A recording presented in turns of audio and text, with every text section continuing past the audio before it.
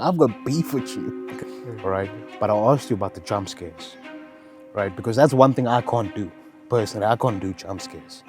I think I left my stomach in my bed in that. So what I really love about that scene, Yeah. and I saw this after the first time I watched it, and then on the second viewing, I actually tried to take note of it. Okay. But yeet yourself through the through the the window. thing, yeah. You scared the shit out of me. Lord have mercy. Oh. A lot of horror tropes have become predictable. So it's not so much that people have gone bored, but they're trying to be creative and innovative in how they create that suspense. Yes. What is good, my people? Welcome to Absence of Script, a podcast where we talk shit about film as a serious filmmakers we are. If you don't know already, my name is Malusi Maseti. I am a writer and director here at Absence Pictures. I am joined. There's your camera. But there's two that I need to look at. Yes, Yeah. Introduce yourself for the people, man. Hi Introduce everyone, yourself. what's good? My name is Chris Hatton and I am the resident editor of the company. Of the company, yes, I indeed. do a couple of other things, but editing is mainly How many other things? I mean, I know, but they don't, so... well, producing mainly. Yeah. Bit of DOP work, but Yep. can't say often. And you know, hopefully we're going to change that. Because this is my vision for this company, is that everybody does pretty much everything. Yeah. You And know? we've got plenty of projects down the pipeline. Definitely. So- Okay, I don't know about plenty. Do we have plenty? let's be honest, though. I know for a fact that I have about 2 scripts. Oh, yeah, in okay, the you've got pipeline. 2. You've got 3? 3. It's Inheritance, it's Park Road, and... Oh, the feature. What is it called now? The minor... Yeah. Shit, I forget the name of Is my own he- script now, dog. Is he? Islam? Isilwane, there we How go. do I remember that? Isliwani, yeah. Okay, well. Yeah, no, you say. definitely. Yeah, and Yeah, so you do what? Editing, producing, a little bit of DOP a work. little bit of DOP I want to touch work. on the producing side of things as well. Yeah. You know, because I haven't done all that much producing work myself. I'm trying to think back to Varsity if I did any. Maybe my people, Seth and them men who might be watching, might be more. I'm Did I do I'm any? sure you must have done at least I one. must have done it at least one. Yeah, but it's definitely my least favorite part about all of this, for sure. Yeah. It's a job. It's a job. It's a job. Job is a job. Eh? Yeah. And I think one of the projects that you might have actually given you a little bit of trauma regarding producing. Are we thinking about the same one? Atonement. Atonement. Yeah, that was hard. Well, I wouldn't say it was hard. Like I actually really enjoyed the project. Yes, And we've yeah. spoken about it many times that we're both really proud of that project. 100%. Because of what we were able to do with the resource and we funding had. that we had. Yeah. But logistically, yeah, it was a bit of a nightmare. nightmare. It was a nightmare because I remember as well, like on the day because we started it on like a Friday afternoon. Friday afternoon, yeah. We met up at 2 o'clock in the afternoon. I want to say around about 2. Round about there, yeah. Yeah. And first order of the business was get the trailer. And then there was On the way, there was cuck that happened. they there. told us that, oh no, your trailer's been given to someone else. So Was that what happened? yeah, don't you remember? Yeah, I honestly I think that whole weekend is like a fever dream for me. You know, so it's like and it did go quite quick. exactly. It did go quite It quick. went very quickly. You know. Yeah.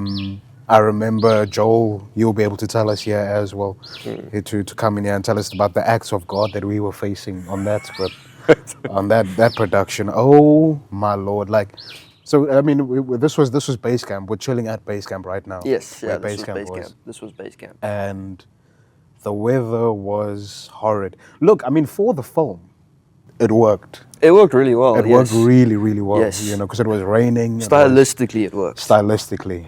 It did have its own problems though. Yes. Sound was a big problem. It caused some visual issues with I can imagine. the lenses fogging up, remember? Yes. Yeah. So logistically, it Yeah. also had its problems. Because I mean, what did we had a camera mounted outside. Yes. For various shots. Yes, for Yeah, various yeah, shots, yeah. and then we kind of like weatherproofed the thing, and then that led Homemade to weatherproof. homemade weatherproofing. Yeah. How have you know? Weatherproofed the whole thing, and then I think it was the weatherproofing itself that actually caused the lenses to fog up. Yeah, because it would have kept all the moisture inside. right there, Yeah, you know. yeah, Yeah. I mean, thankfully the camera was all right. and properly weatherproofed.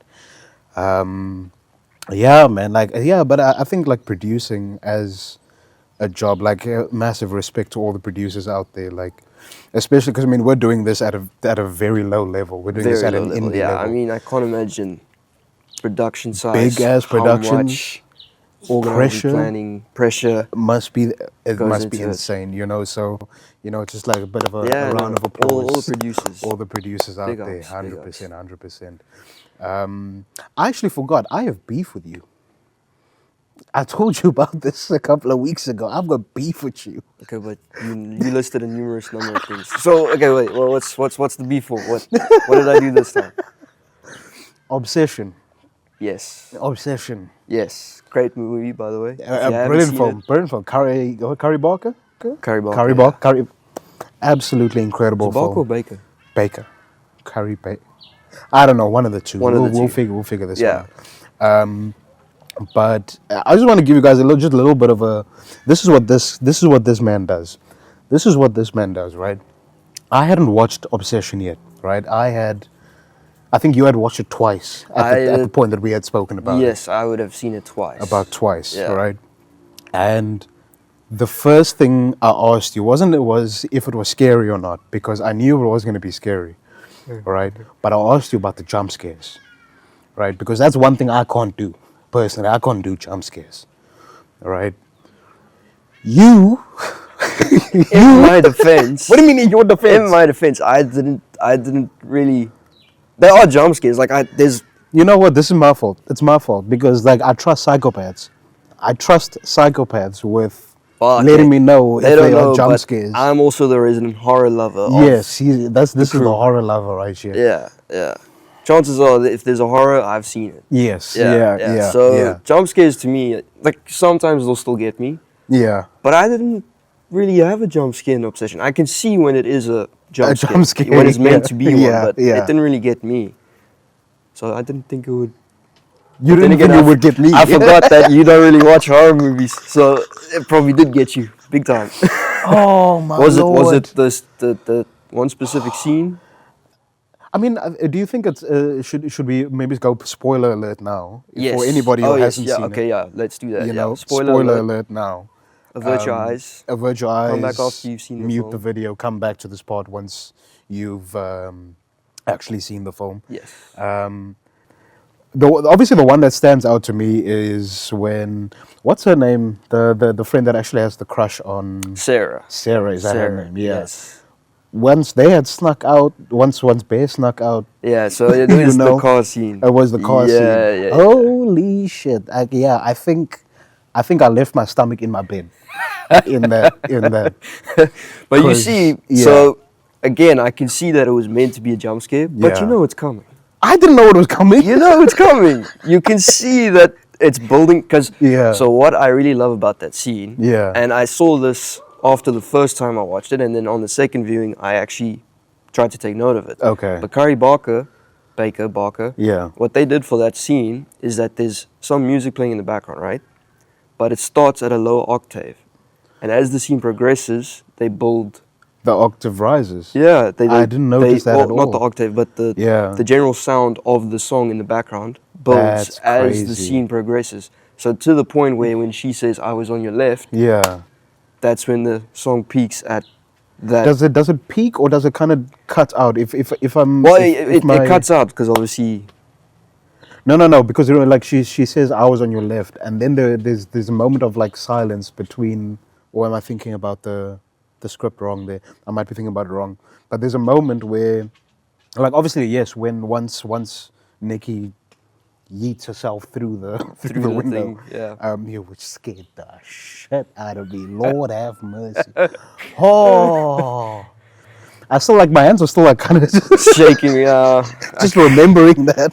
It was a good jump scare. It Yeah. didn't quite get me, but Didn't quite. What was the last jump scare that actually got you? Like in any horror film? that Then is a great question. you see, this is what I'm saying. Oh, This is what I'm okay. saying. No, no, Okay. no. Actually, I watched one recently. So Yeah. there's a film that came out recently called Hokum.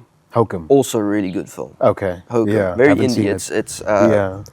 shot in Ireland, and it's based on a author who goes to a motel where his parents had a honeymoon or somewhat. Yeah. Yeah. And things happen while he's there. I don't want to give too much away, especially since you haven't seen it. Yeah. Yeah, Yeah. so definitely don't want to give too much away. Mhm. But there's a good jump scare in that got me. Okay. But then again, it might be the company I was with. So generally when other people have an intense reaction to jump scares, it'll get me. 'Cause Oh, it's, really? it's right Oh, next it's to right you. next to you. Yeah. Okay. So wait, who Like, was with it's you? it was Was this with Rebecca and yeah, Rebecca and Mom? and my mother. Yeah. Okay, Yeah, yeah. okay, And okay. those two, they've got high pitched voices. When they scream, eh? They get oh. But I love watching horror films with those kinds of people because Yeah. it just intensifies the emotion. The actual emotion Of the of the scene. entire thing. Yeah. Fair enough. I hear that. I hear that. Yeah. No, for me, I can't. I need to watch horror movies alone. I can't watch it with you guys because Yeah, to be because fair, I get angry. I get angry. We haven't seen many horror movies together. Now that I think of it, I don't think we've watched any horror movies together. there must be one. Oh, Midsummer. We watched Midsummer. Midsommar, together. but- Joel was present as well. Yeah. shout out Great Joel. viewing experience. Great. One of the best yes. cinema experiences I've had was Yeah. Midsummer. Yep. Yep. Because we went into that film not knowing what it was about. Completely nothing. blind. Completely blind. Yeah, And yeah. A24 delivered again. delivered again. Oh. Yeah. Honestly. What an experience that But was. yeah, I think maybe that was the last one. But I think we left that one laughing more than anything. Yeah, I know. Yeah, it wasn't so much of a like. Obviously, it has horror elements. Yes. But as horrors go, it's not really horrific. yes. Yeah. It's more the suspense, but also I think the culture because we're not used to it. yeah. Yeah. There were yeah. moments where we were like, What the fuck is this? You know, "What's this- happening here?" Yeah, I remember that. No, definitely. And I think that actually lends itself to where I actually wanted to take this conversation as well, was like just how horror movies have changed over the years. Like I remember, well, not remember. I mean, they're still very much a part of what horror movies are today. But the slasher films, we've seen a bit of a return in those films coming back.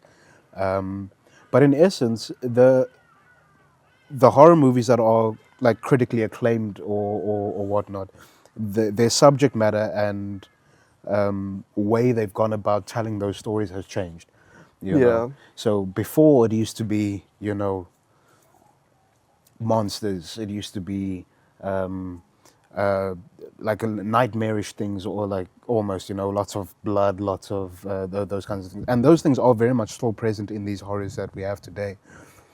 But we've seen a shift in how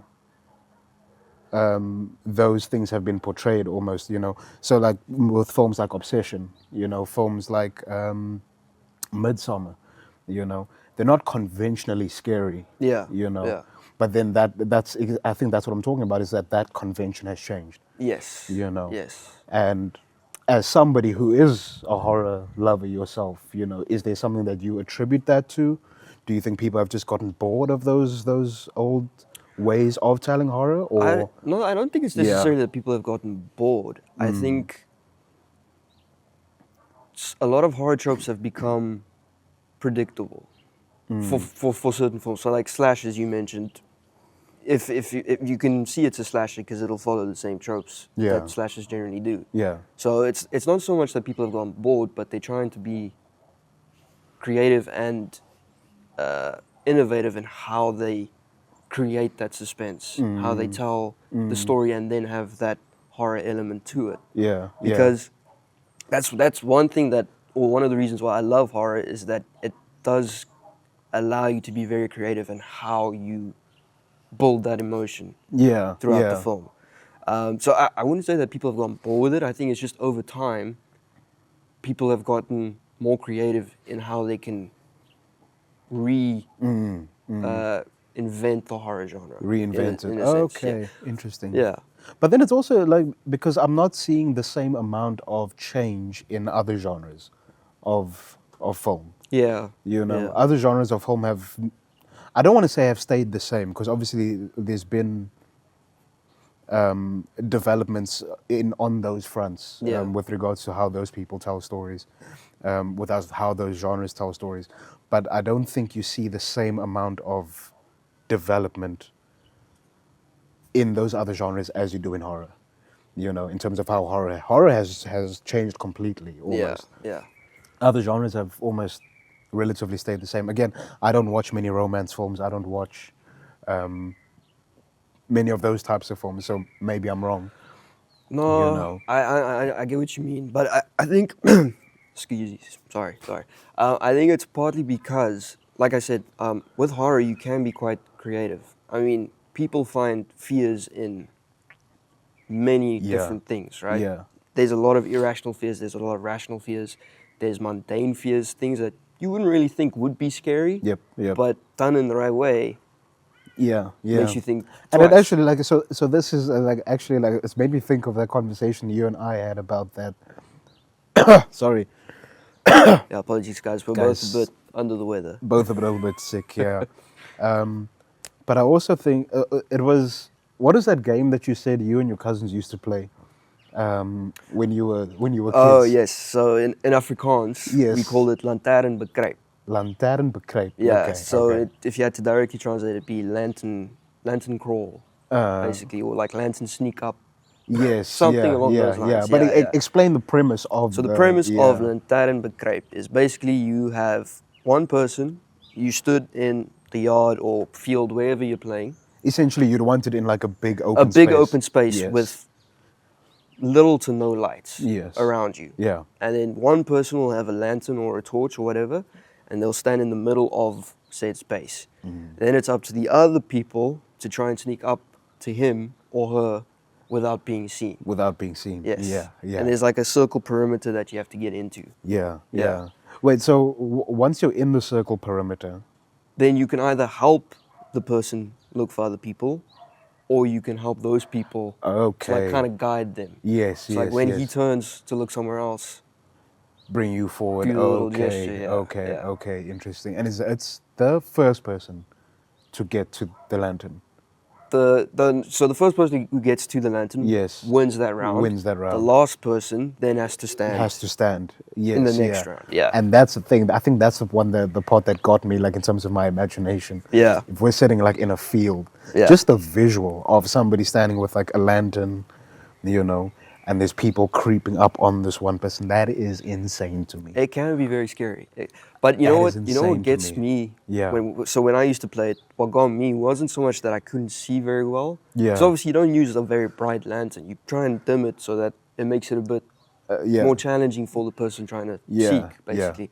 But what got me was whenever I'd seek was the sounds. You'd Yes. hear the people coming, but you couldn't see anything. And this is what you were actually telling me the other day, is that sound is actually what gets you a little bit more interested in whatever it is that you're making over the visual itself. Yes, You know? yes. But again, Yes. it's because I'm a horror lover. Yes, and you've sound in actually- horror is crucial. Crucial. 100%. Like Yeah. like I just mentioned with the obsession scene with the car. Yeah, Right? yeah. That slow build of the music. Yes. You don't really notice it because you're focusing on the dialogue, you're focusing on the characters' Yeah, interactions. yeah. But it's there. Yes. And that slow build builds that tension without you. I think I actually need to watch Obsession again to actually make note of those things as well. Because one thing that I think that I do really well, you know, I've heard a lot of filmmakers complain about this, is that when they watch films, they get into the technicality of it, you Yeah, know, and then yeah. sometimes that ruins the viewing experience for them. Yes, yeah. I think I had that problem a while back. I don't know what I did to change it. Don't ask me that question. But all I know for sure is that nowadays I don't, and maybe it's also a bad thing being a filmmaker as well, but that I don't necessarily pay attention to technical things on a first viewing. you know. So Yeah. same thing. On Okay. first viewing, Yes. I just enjoy the experience. Yeah, I try yeah. and just enjoy the film Yeah. as a story. Yeah. Get, you know, And get like just immerse yourself into it. immerse yourself into you the know? story. Yeah. On second viewing, There we go. or maybe even second or third. Second or third. Depends And how then many that's times when you want to rewatch the film. If it's a bad film, Yeah, obviously, yeah, yeah. you're not going to break it down. But Exactly. on multiple viewings, then you start seeing those technical things that, actually, Interesting. Yeah, Interesting. I like what he did there. I like was what he did there. I say, oh, I see what you did there.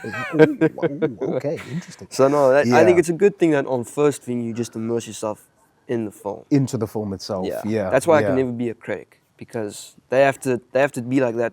On the first viewing. On first viewing. Yes. I couldn't do that. And I could never do that. I could never do that. But also, I think just being a critic in general, I've always hated like seeing critic reviews come out.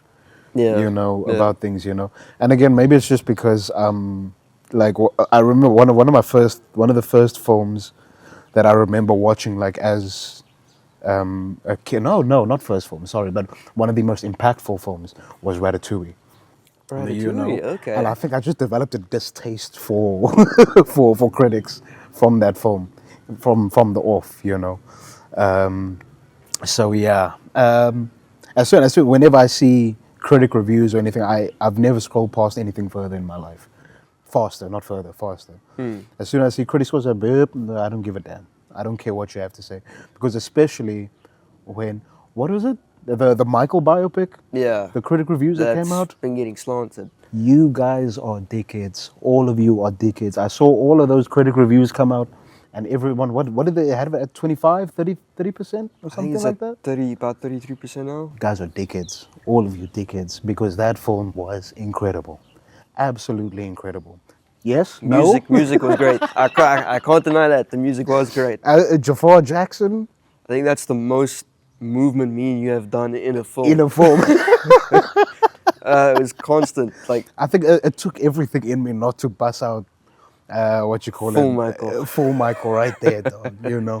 Even though I know my knees don't really have it in them like that no more. You it's know what I'm amazing. saying? It's amazing when you get to a certain age, your body just starts shutting down. Eh? Just say like, nah, fuck you. Just, Yeah.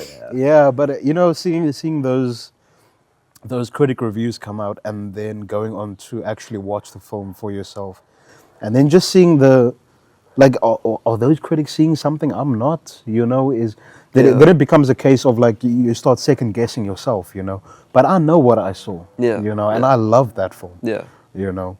I think that is Yeah. one thing with critics, or just people's opinion on films in general. Yeah. Just take it with a grain of salt. 100%. Because at the end of the day, every film that you watch is going to be your subjective view of Yes. what yeah. you thought of it. Of what you saw. Yeah. You know. Yeah. Yeah. So you can always take other people's opinions into account, but take it with a grain of salt. yeah. I yeah. think that's how I've always viewed reading other people's Reviews critique and or critiques. reviews of films. Yeah.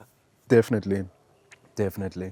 And I think that maybe we can segue into critic reviews for the Odyssey, which we're actually going to go see tomorrow. We're seeing it tomorrow, yeah. In IMAX? It's not real IMAX. It's what?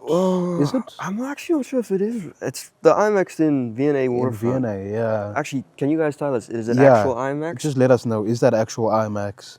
I'm not entirely sure. Yeah. I'm not sure. All I know is that they've branded it like that. They're selling it as IMAX. They're selling it as I paid IMAX prices. So Better be IMAX.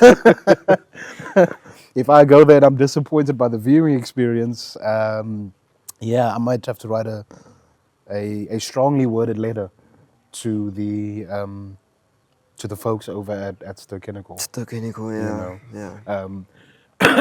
But yeah, what I wanted to segue into was,